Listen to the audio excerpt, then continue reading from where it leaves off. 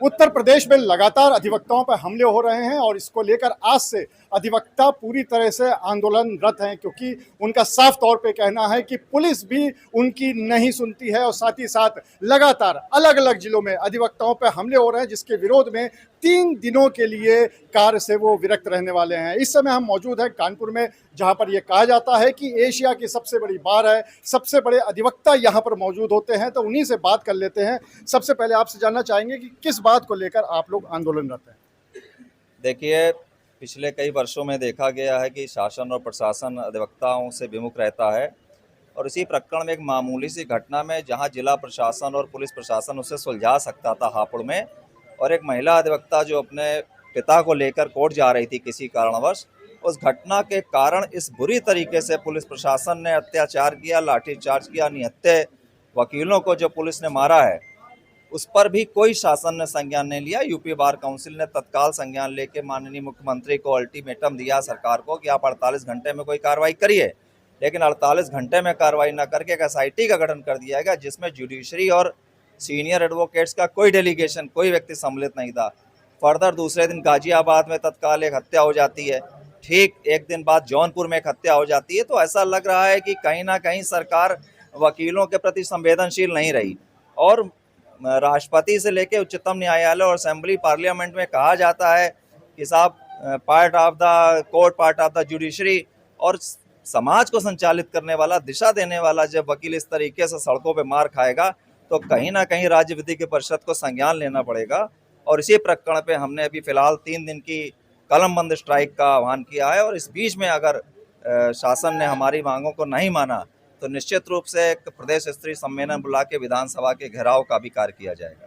अगर हम बात करें तो पिछले सरकार की, जब समाजवादी पार्टी की सरकार थी, तब भी अधिवक्ताओं पे हमले होते थे और कहीं ना कहीं अधिवक्ताओं और पुलिस के बीच में झड़प तब भी सामने आती थी। अब बीजेपी की सरकार है तो भी सामने आ रही है। तो क्या कहीं ऐसा लगता है कि सरकार बदलने से फर्क नहीं पड़ रहा है और अधिवक्ताओं को जो एक सिक्योरिटी मिलनी चाहिए वो नहीं मिल पा रही है? आज़ादी से लेकर आज तक किसी भी सरकार ने अधिवक्ताओं की सुरक्षा और सम्मान के लिए कुछ नहीं किया। चाहे सपा सरकार हो, चाहे बीजेपी की सरकार हो, चाहे कांग्रेस की सरकार रही, चाहे जो सरकारें रही, हम लोगों के ऊपर अत्याचार होते रहे। उन अत्याचारों को बर्दाश्त करते करते हम लोग अब थक चुके हैं और हम आंदोलन पे उतारू हो चुके हैं। उत्तर प्रदेश बार काउंसिल के आह्वान पर हापुड़ में हुए लाठीचार्ज को लेकर हम लोग आज धरना प्रदर्शन पे हैं।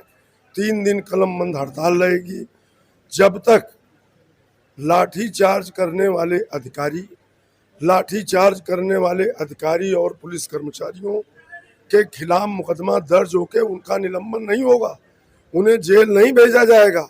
मुआवजा, घायलों को मुआवजा जब तक नहीं दिया जाएगा और जब तक एडवोकेट्स प्रोटेक्शन एक्ट लागू नहीं होगा तब तक अधिवक्ता आंदोलन करेगा।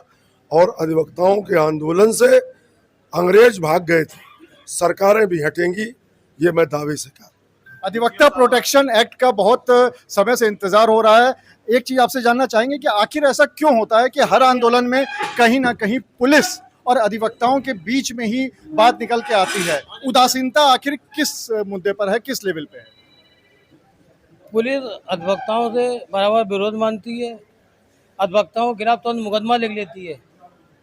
कोई व्यक्ति थाने जाता है कि अधिवक्ता के खिलाफ मुकदमा तुरंत लिख दिया। अधिवक्ता अगर थाने जाता है तो अधिवक्ता का मुकदमा नहीं लिखा जाता है। अधिवक्ता का बराबर पुलिस विरोध कर रही है। उत्तर प्रदेश पुलिस का हम लोग इसलिए विरोध करते हैं। जो हापुड़ में लाठीचार्ज हुआ है, महिला अधिवक्ताओं के ऊपर जो लाठीचार्ज हुआ, जो निर्दोष अधिवक्ताओं को लाठीचार्ज, उसका हम लोग निंदा करते हैं, विरोध करते हैं और अपने bar council of Uttar Pradesh के आह्वान पर 3 दिन कलमबंद हड़ताल करें। जैसा आदेश हमें Uttar Pradesh bar council of हमारी संस्था देगी, उस तरह हम दोनों संस्थाएं लायंस तो बार से मिलके उस पर कार्य करेंगे। और सरकार से क्या मांग करते हैं? सरकार से मैं ये सबसे प्रथम मांग है, अधिवक्ता का जो संरक्षण अधिनियम है ये लागू किया जाए। क्योंकि जब तक अधिवक्ता संरक्षण अधिनियम लागू नहीं होता तब तक हमारा अधिवक्ता समाज सुरक्षित नहीं है। ये मैं दावे से कह रहा हूँ, क्योंकि पुलिस की निरंतर जो बर्बरता है अधिवक्ताओं के लिए, उसकी मैं कानपुर नगर के अधिवक्ताओं की तरफ से, Kanpur the lawyers association, bar association की तरफ से घोर निंदा करता हूं और प्रदेश के समस्त अधिवक्ताओं से ये निवेदन करता हूं कि वो इस संघर्ष में बार काउंसिल के साथ आवें, क्योंकि बार काउंसिल हमारी मातृ संस्था है। उसके निर्देश से जो उन्होंने निर्देश दिया है कि 3 दिन हम लोग कलम बंद हड़ताल करेंगे, तो हम लोग शपथ खा करके 3 दिन हड़ताल शपथ करेंगे और काम नहीं होने देंगे। और पुलिस की जो ये से विरक्त रहेंगे काम पूरी से। तरीके से- एक आखिरी सवाल कर लेते हैं, सबसे आपसे भी कर लेते हैं। सबसे पहले आपसे पकड़ लेते हैं कि आखिर प्रोटेक्शन एक्ट की जहां तक बात आ रही है, तो इस प्रोटेक्शन एक्ट की जरूरत कितनी लग रही है? हमारे अधिवक्ता प्रोटेक्शन एक्ट की बहुत ज़रूरत है। निरंतर आप देख रहे हैं हमारे अधिवक्ताओं के विरुद्ध घटनाएं हो रही हैं, उनकी हत्याएं हो रही हैं, मारपीट हो रहा है, प्रताड़ित किया जा रहा है, और सरकार और प्रशासन और पुलिस की मंशा भी स्पष्ट है कि हमारा कोई सहयोग नहीं करें। इसलिए प्रोटेक्शन एक्ट बहुत ज़रूरी है। तो बस एक आखिरी सवाल और कर लेते हैं।